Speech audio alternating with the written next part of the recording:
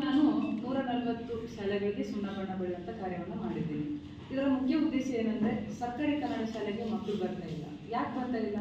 ಕನ್ನಡ ಶಾಲೆಯಲ್ಲಿ ಟೀಚರ್ಸ್ ಇಲ್ಲ. ಕನ್ನಡ ಶಾಲೆಗೆ ಬೇಕಾದಂಥ ಮಕ್ಕಳಿಗೆ ಉತ್ತಮ ಪೀಠೋಪಕರಣಗಳಿಲ್ಲ.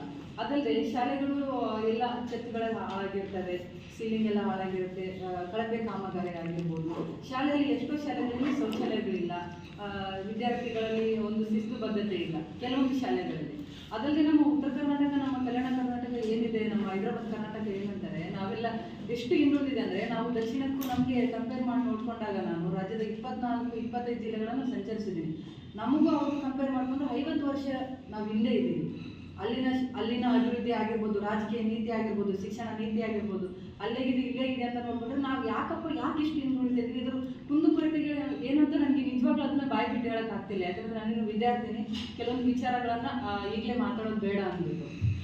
ನಮ್ಮಲ್ಲಿ ಅನಕ್ಷರತೆ, ನಿರುದ್ಯೋಗ, ಬಡತನ ತುಂಬಾ ಇದಿದೆ.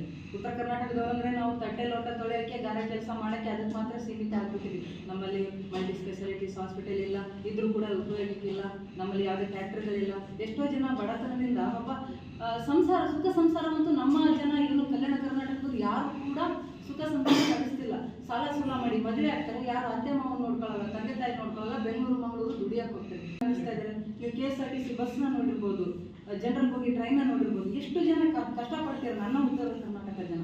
ಇದಕ್ಕೆಲ್ಲ ಮುಖ್ಯ ಕಾರಣ ಶಿಕ್ಷಣ ನೀತಿ ಸರಿಯಿಲ್ಲ. ನಮ್ಮಲ್ಲಿ ದೊಡ್ಡವರಾಗಿನೇ ಉಳಿದಿರ, ನಾವು ಏನಿದ್ದೀವಿ ಕೂಲಿ ನಾಲಿ ಮಾಡ್ತಾ ಅದರಲ್ಲಿ ಇದೀವಿ. ಇನ್ನೊಂದು, ನಾವು ಪ್ರಗತಿ ಪಥದಲ್ಲಿ ಹೆಂಗೆ ಸಾಕ್ತಿದ್ದೀವಿ ಅಂತಂದ್ರೂ ನಾವು ಕೃಷಿಯಲ್ಲಿನೂ ಇಲ್ಲ. ಹೇಳ್ಬೇಕಂತಂದ್ರೆ ಎಷ್ಟು ಕಷ್ಟಪಟ್ಟು ದುಡಿತೀವಿ, ಆದರೆ ಉಪಯೋಗ ಇಲ್ಲ.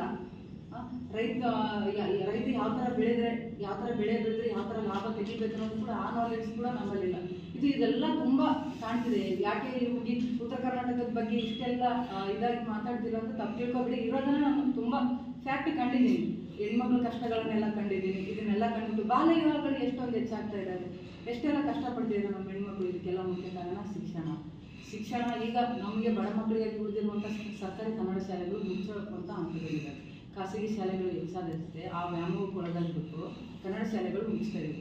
ಮುಂದೊಂದು ದಿನಮಾನಗಳಲ್ಲಿ ಹೇಗಾಗ್ಬಿಡುತ್ತೆ ಅಂತಂದರೆ, ಮುಂದಿನ ದಿನಮಾನಗಳಲ್ಲಿ ಪತ್ರಿಕೆಗಳಲ್ಲೆಲ್ಲ ಓದೋದು ಯಾರು ನಮ್ಮಂಥ ಬಡವರು ನಿರ್ಗತಿಕರಲ್ಲ. ಇದು ಮಕ್ಕಳೇ, ಕನ್ನಡ ಶಾಲೆ, ಇಲ್ಲೆಲ್ಲ ನಿರ್ಗತಿಕರು ಬಡವರು ಮಾತ್ರ ಬರ್ತಿದ್ರು ಅನ್ನೋ ಥರ.